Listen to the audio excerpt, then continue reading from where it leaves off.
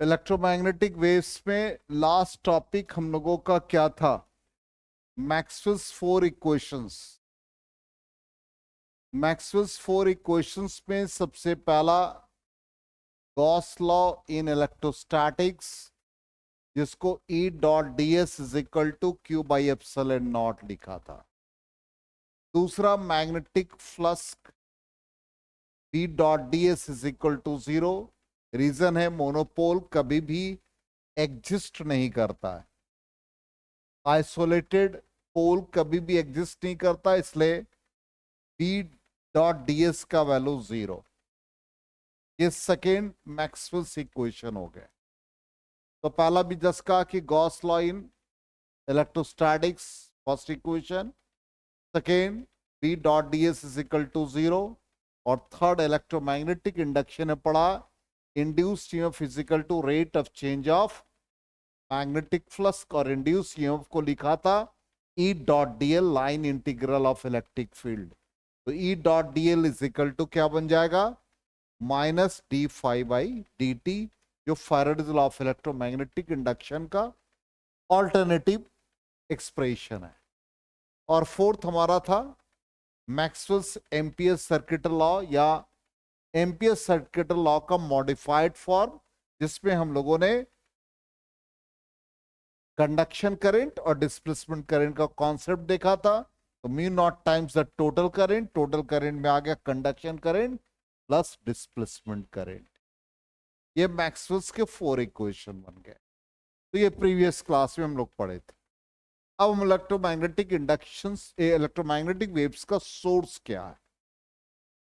तो electromagnetic waves हम लोगों ने पढ़ा कि एक ऑसिलेटिंग इलेक्ट्रिक फील्ड प्रोड्यूस करता मैग्नेटिक फील्ड को, और मैग्नेटिक फील्ड प्रोड्यूस करता इलेक्ट्रिक फील्ड को, और इलेक्ट्रिक फील्ड मैग्नेटिक फील्ड दोनों म्यूचुअली परपेंडिकुलर होते हैं। तो डायरेक्शन ऑफ प्रोपेगेशन के, तो उससे इलेक्ट्रोमैग्नेटिक वेव्स का फॉर्मेशन होता है। इसका मतलब चार्ज पार्टिकल सोर्स बनेगा।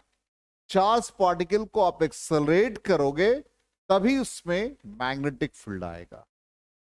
सिंपल चार्ज स्टेशनरी है तो only electric field, charge in motion magnetic field. इसका मतलब N accelerated charge is the source of electromagnetic waves.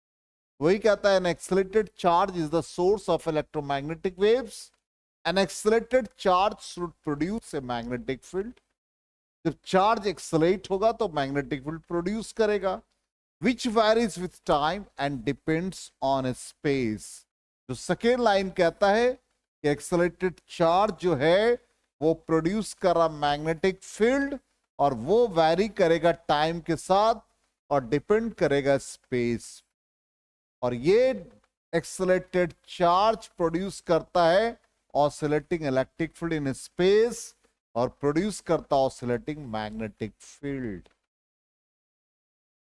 इसका मतलब चार्ज ऑसिलेट करता हार्मोनिकली विद फ्रीक्वेंसी, जो ऑलरेडी हम लोगों ने पढ़ रखा है 1/2 π√LC। तो ये हार्मोनिकली ऑसिलेट करा with natural frequency equals the frequency of oscillating charge produces electric and magnetic field at that point. और ये साइनसॉइडली वैरी करता है विद फ्रीक्वेंसी, और इसी से इलेक्ट्रोमैग्नेटिक वेव्स का प्रोपेगेशन होता है। तो पूरे इस पार्ट का समराइज क्या निकला? इसका समराइज आप कह सकते हैं कि एन एक्सेलरेटेड चार्ज, ये जो चार्ज है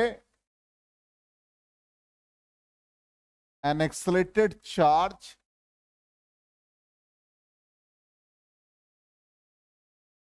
is the source of electromagnetic waves। इसका मतलब इस एक्सेलरेटेड चार्ज से हमको क्या मिला? Time varying magnetic field. और इस टाइम वैरिंग मैग्नेटिक फील्ड से हम लोगों को क्या मिलेगा? Electric field. और ये दोनों ऑसिलेट करेगा क्या? हार्मोनिकली। मींस मैग्नेटिक फील्ड यदि वाई के अलोंग है और इलेक्ट्रिक फील्ड जेड, या इलेक्ट्रिक फील्ड वाई के अलोंग है तो यहां पर इलेक्ट्रिक फील्ड का ऑसिलेशन हो रहा है, इसके एम्पलीट्यूड को हम ऐसे दिखा रहे हैं। फिर मैग्नेटिक फील्ड का ऑसिलेशन जेड के लॉन्ग, इसके एम्पलीट्यूड को ऐसे शो कर रहे हैं, और ये सारे एम्पलीट्यूड को आप मिला दो तो इलेक्ट्रोमैग्नेटिक वेव्स का प्रोपेगेशन होता है। समझ में आ गया? क्लियर?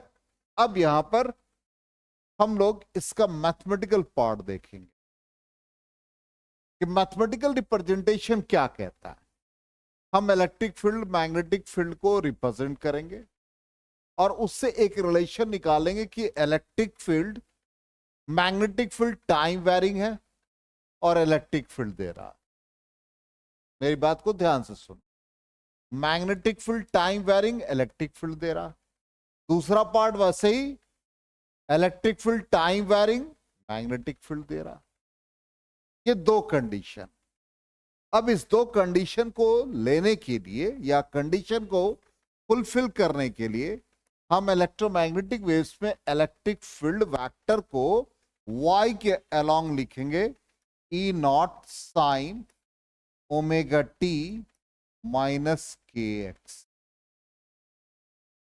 और मैग्नेटिक फील्ड को लिखेंगे along z axis V not sine omega T minus के एक्स। लिखेंगे आप लोग हमारे साथ, तो बहुत इंपॉर्टेंट रिलेशन सिखाने जा रहे हैं।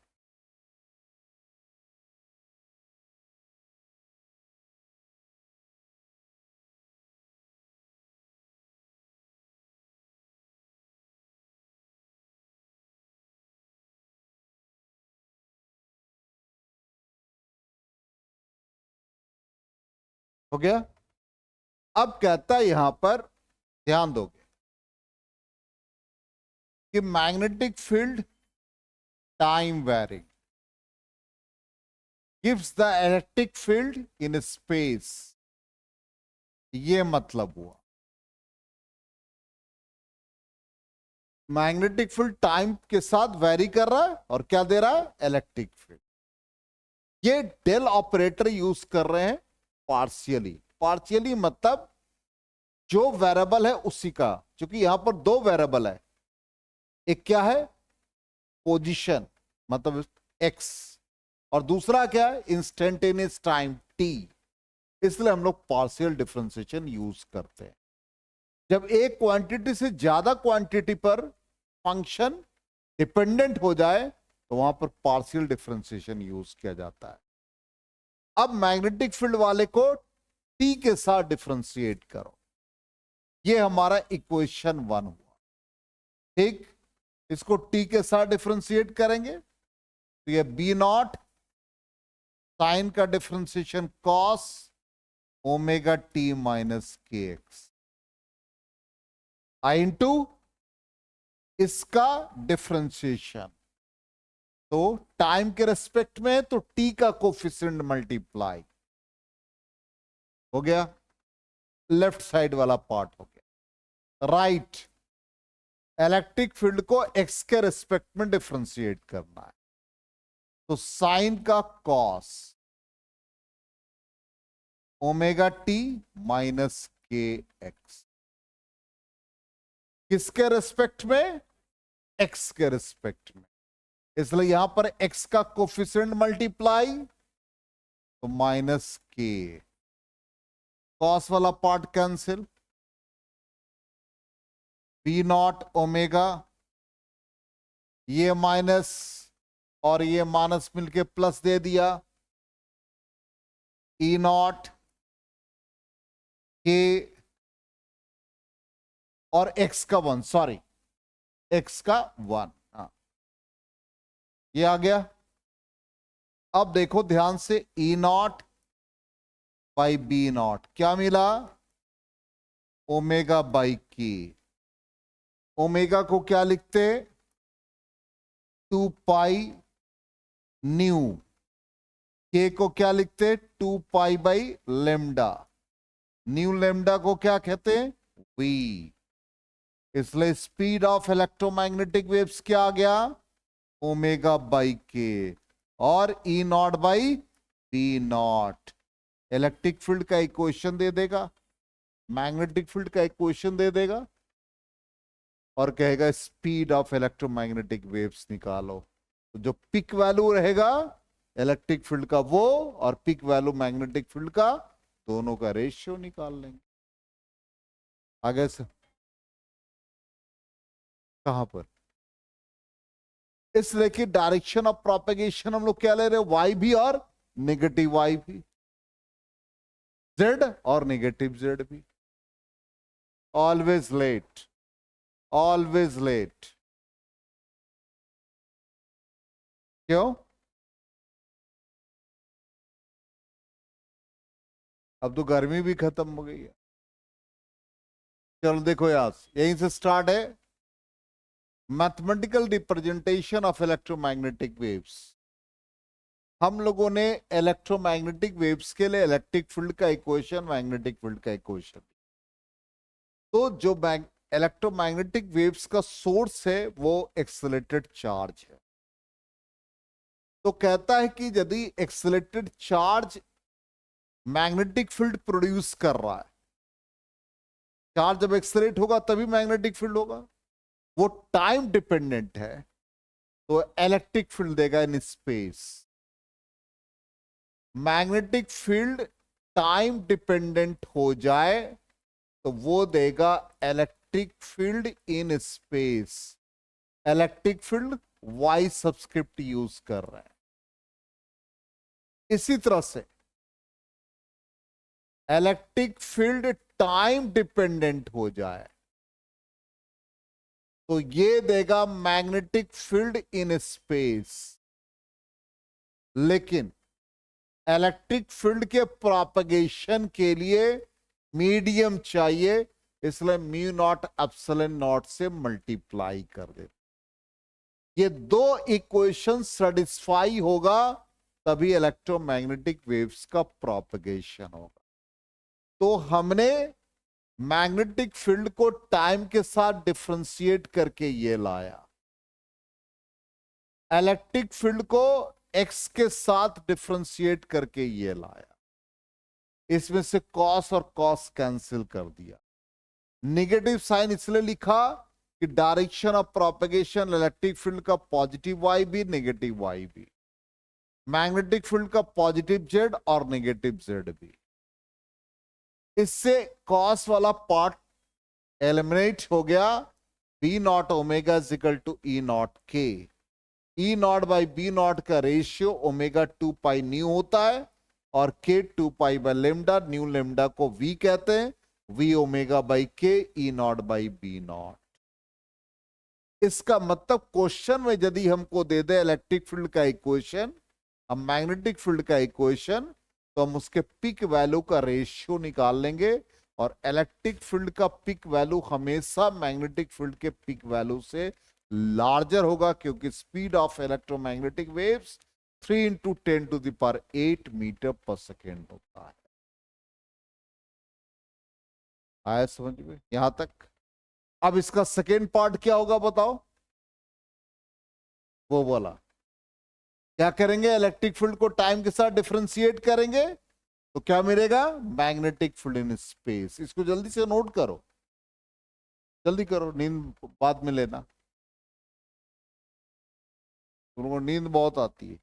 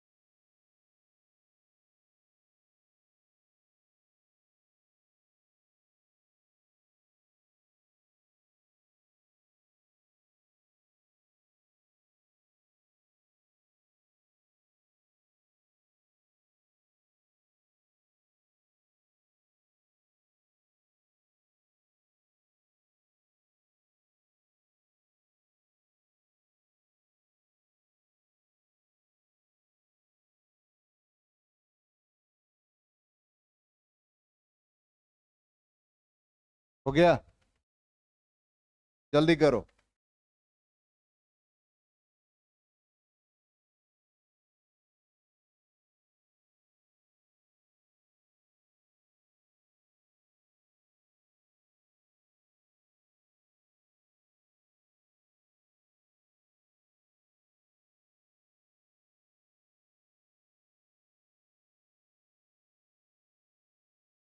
चलो अब देखो यहां पर ध्यान से, अब ये सेकेंड पार्ट हम लोग आएंगे सेकेंड इक्वेशन के लिए।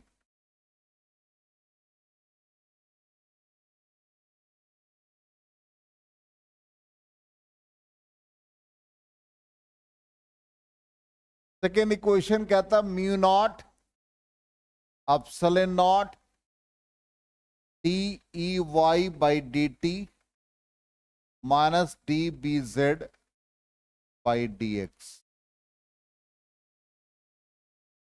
लेफ्ट साइड में mu naught epsilon naught electric field का differentiation with respect to time, तो ये ई नॉट साइन का कॉस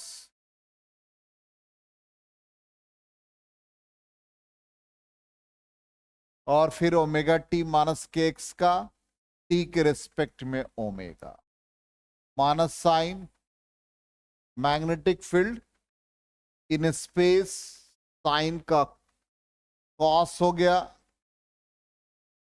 ओमेगा टी माइनस के एक्स इंटू माइनस के,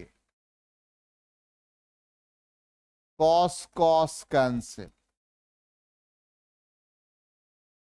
mu naught epsilon not omega into E not. Right side क्या बचा, P not के बचा। अब देखो ई नॉट बाई बी नॉट क्या बचा, के बाई ओमेगा, के बाई ओमेगा, और क्या बचा म्यू नॉट एप्सिलॉन नॉट, ये बचा। अब इसको देखो ध्यान से, म्यू नॉट एप्सिलॉन नॉट हम लेफ्ट साइड में ले जाएं और यहां से पी नॉट या इसको इस फॉर्म में लिख दें ओमेगा बाई के, और डिनोमिनेटर में ले जाएं इस पूरे क्वांटिटी को ई नॉट बाई बी नॉट। तो ये देखो ये भी सी है और ये भी सी है, बी लिखा या सी, ओमेगा नॉट ओमेगा बाई के देखो क्या लिखा है, तो सी कर दो, स्पीड ऑफ इलेक्ट्रोमैग्नेटिक वेव्स का सिंबल सी कर दो। प्रीवियस जो हम लोगों ने निकाला सी कर दो उसको ई नॉट बाई बी नॉट को, जो कि ओमेगा बाई के इक्वल है।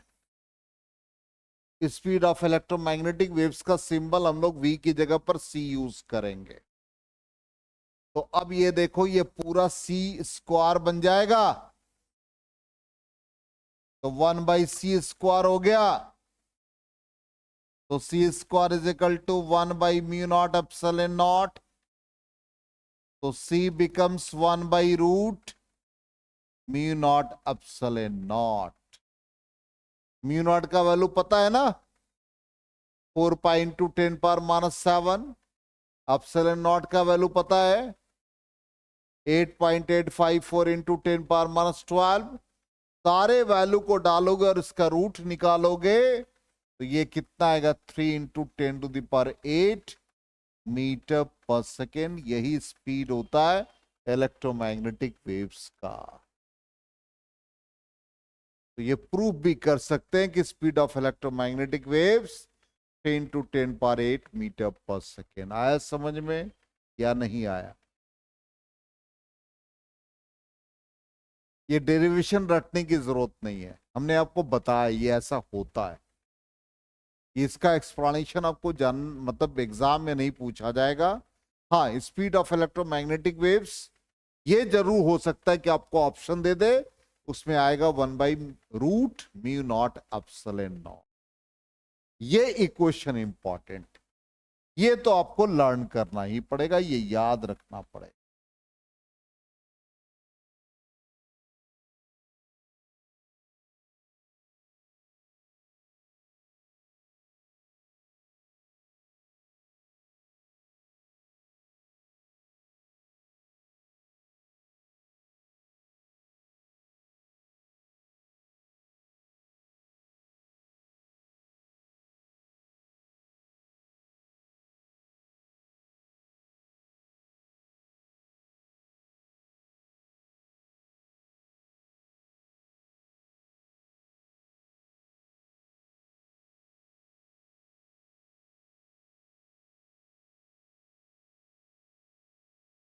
तो क्या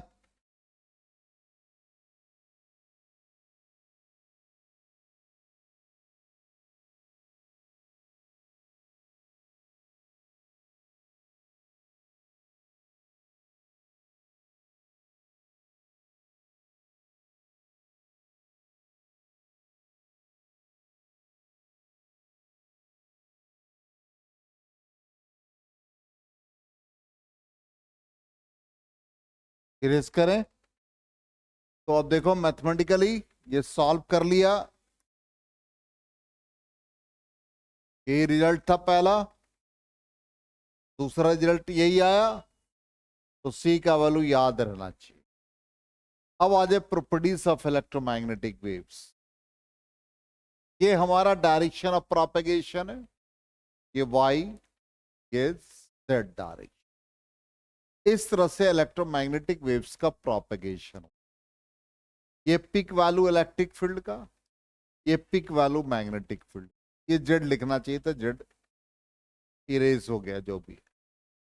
तो पहला हमको क्या मिल रहा है कि जो इलेक्ट्रिक फील्ड और मैग्नेटिक फील्ड वैरी कर रहा है, एक साथ कर रहा है, और एक ही साथ पिक वैल्यू दे रहा है, एक ही साथ मिनिमम वैल्यू दे रहा है।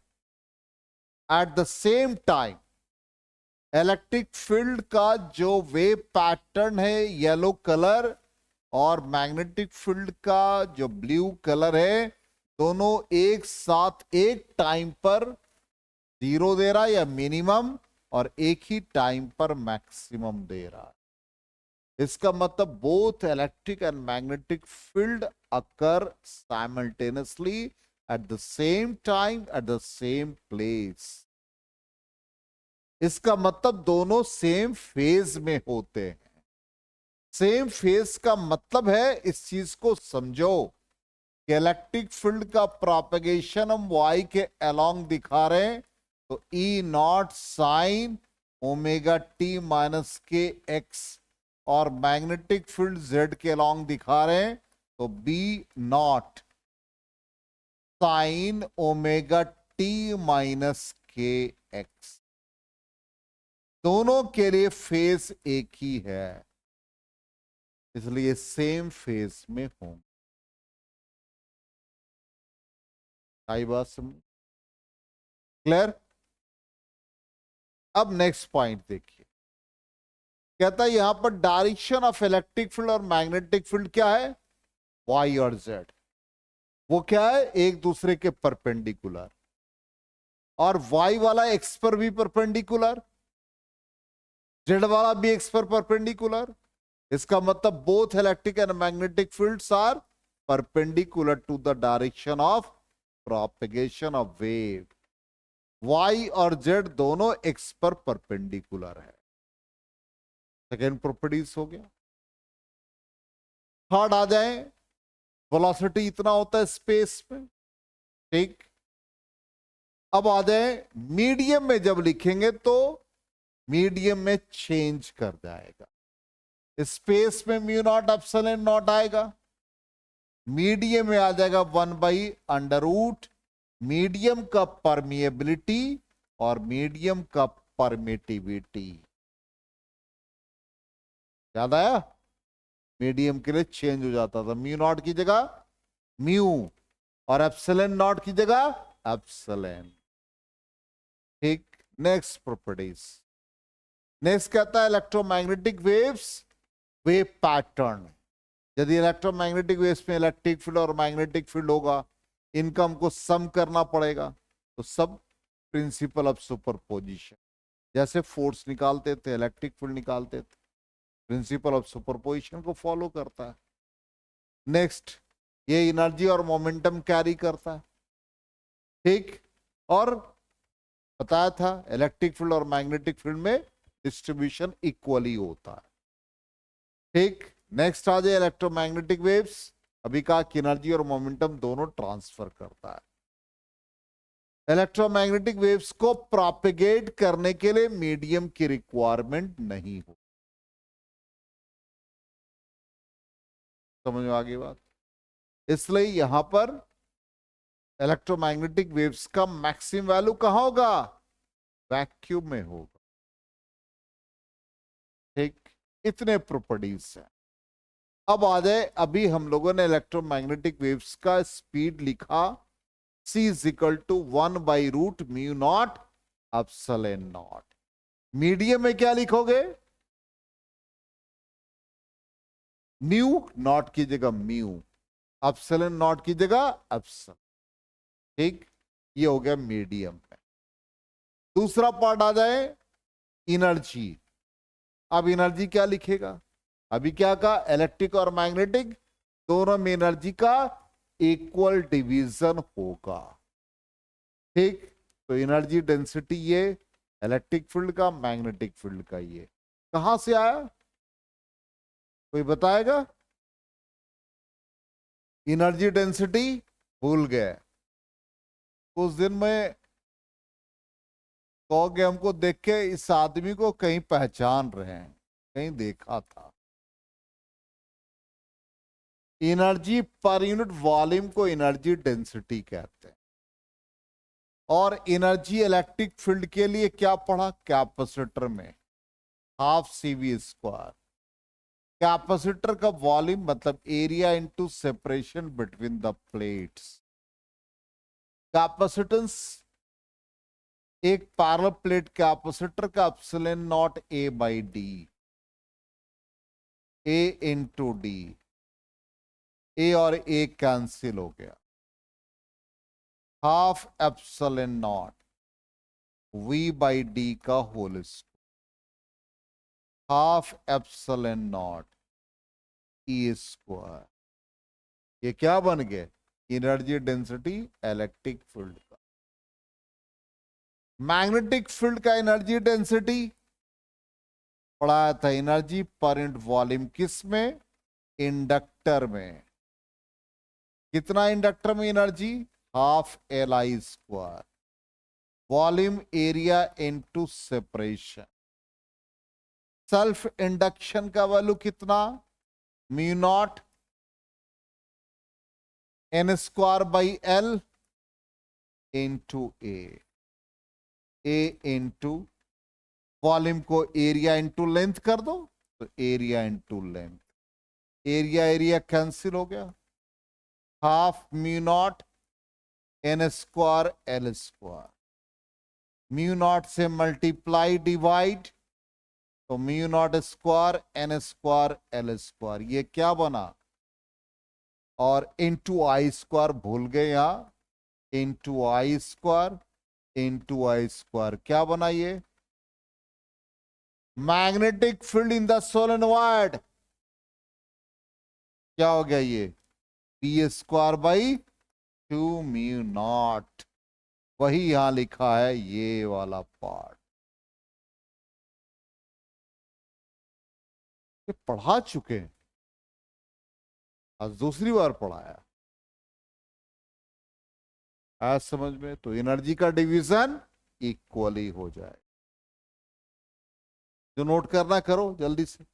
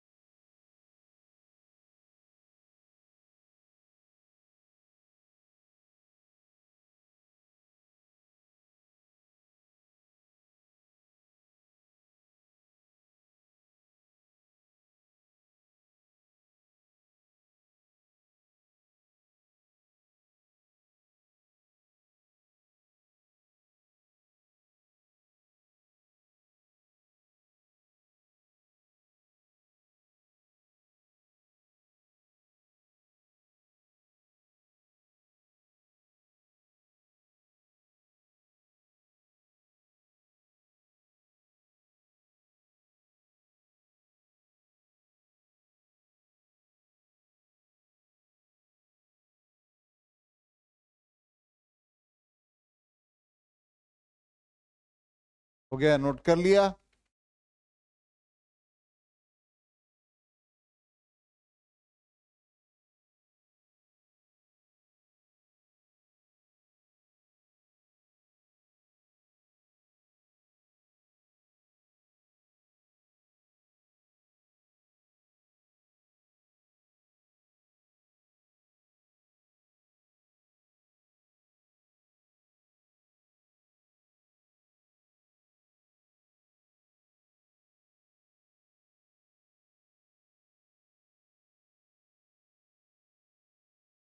हो गया, इरेज करें। तो फाइनली ये आ गया, और फिर दोनों को ऐड कर दीजिएगा तो ये आ जाएगा। ठीक, और एवरेज निकालोगे तो क्या आएगा? एक कोई वैल्यू। अरे दोनों का समेशन करोगे तो 1 आ जाएगा, क्योंकि दोनों यदि इक्वल है तो या तो एप्सिलॉन नॉट ई स्क्वायर के फॉर्म में या B square by 2 mu naught, और डिवाइड करोगे तो हाफ आ गया। इसलिए एवरेज एनर्जी इंडिपेंडेंट इलेक्ट्रिक और इंडिपेंडेंट मैग्नेटिक के बराबर हो। ठीक है, तो कल के क्लास में मोमेंटम, प्रेशर, ये सब बताएंगे। ठीक, और थोड़ा सा पार्ट है हर्ज एक्सपेरिमेंट का, एक क्लास और लगेगा खत्म हो जाए। बहुत छोटा चैप्टर है ये, अब बहुत छोटा चैप्टर सब मिलेगा।